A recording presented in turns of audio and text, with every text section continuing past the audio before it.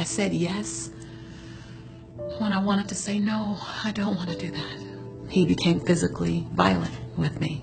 I'd never been in an abusive relationship before, and I felt as if I didn't have the profile of a woman who would ever be abused, verbally, emotionally, and sure not physically. And I remember when that relationship finally ended, and I was grateful that it ended and I was alive, because there were some days when my life was in danger. I had so much guilt and anger and blame, and more than anything, shame. How did I get here? And the bigger question was, how will I get out? How do I move from this place? I remember sitting in the doctor's office, sitting on the table, and she asked me a myriad of questions.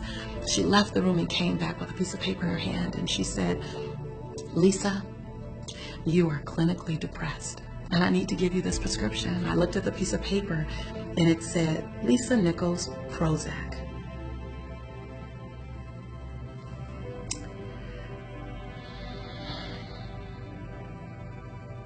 I didn't see that level of sad coming. I think when sad comes, you don't know it's coming. It's one little circumstance, another missed moment where you don't speak your mind, another moment when you don't say what's on your heart, another moment when you say yes and you really wanted to say no, another moment when you just put everyone else in front of you. And here I was in the doctor's office, clinically depressed. I asked my doctor, could I do something before I fulfilled the prescription? Could I try something else? Because when she said I was really, really sad, what I realized was that I had just forgot who I was. That I had become Jelani's mom. That's all I was. I had become his fiance. That's all I was. And then I was the woman that he abused. And then I was the daughter trying to hide the abuse from my father and my mother. And then I was the motivational speaker trying to hide the fact that I was sad from everyone. I just forgot who I was. And so I asked her, can I have 30 days to just discover me again? And I did 3 things. 1, I put affirmations all around my house, reminding me who I was. You are an unrepeatable miracle. You are beautiful in your own right. You deserve healthy love. You are a child of God. Everywhere I could look in my house was a post-it note reminding me of who I was. I read scriptures and I read words that showed me my birthright. And then every day I got in the mirror and I completed 3 sentences. I looked in my eyes and I said, Lisa, I'm proud that you. And I found 7 things to celebrate Lisa for. And the second sentence was, Lisa, I forgive you for.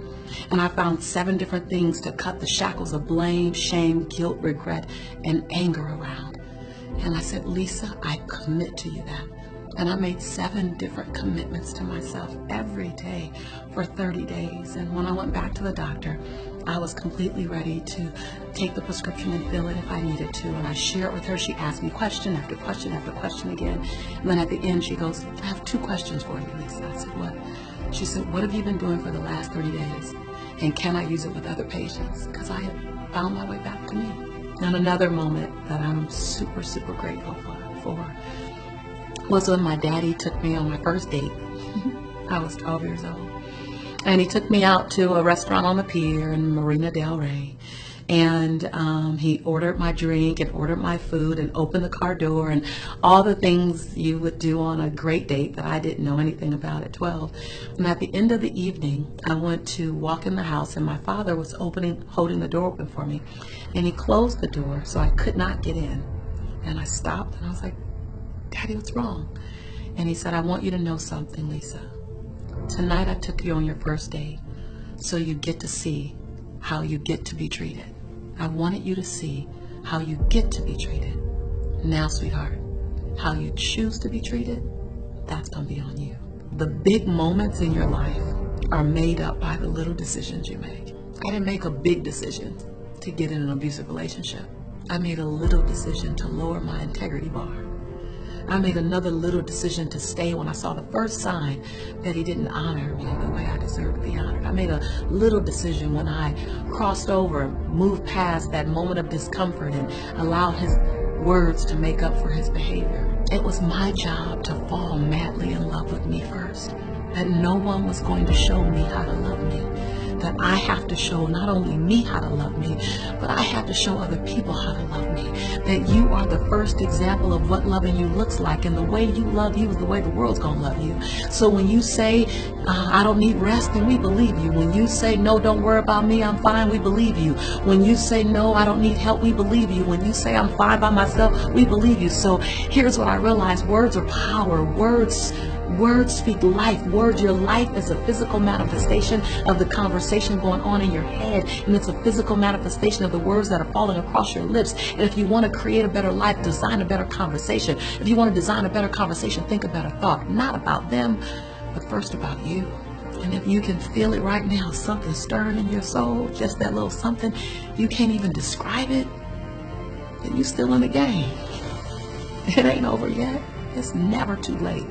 At 20, at 40, at 55, at 75, at 88, it ain't ever too late to press reset and fall madly in love with the life that you've been given. And then you'll look up and your life is barely, then you look up and your life is barely recognizable. I'm a girl from South Central LA, living between the Harlem Crip 30s and the Rolling 60s. Had 3 fights a week to get home from school. Got kicked out of college. I was considered academically challenged. I'm functionally dyslexic still. I wear everything as a badge. I'm fine with it. I'm not successful in spite of it. My success is beautiful because of it. I'm that woman who was on government assistance. Okay. I'm that woman who got out of an abusive relationship. Okay. But I'm also that woman who's authored or co-authored 7 bestsellers. I'm also that woman who's a CEO of a multi-million-dollar business. I'm also the woman who has an international brand and touches over 30 million people a year. I'm also that woman. Don't wear the labels, and don't let the labels wear you. You're bigger than a label. I'm a woman before I'm a mother. I'm a woman before I'm a CEO. I'm a woman before I'm a daughter. I'm a woman first, all things. I'm not a hero. I want to be a she-ro. I want to give her a chance. And I say to you as your sister, you don't think you get to press reset, you better think again. It is not over. Matter of fact, it just begun.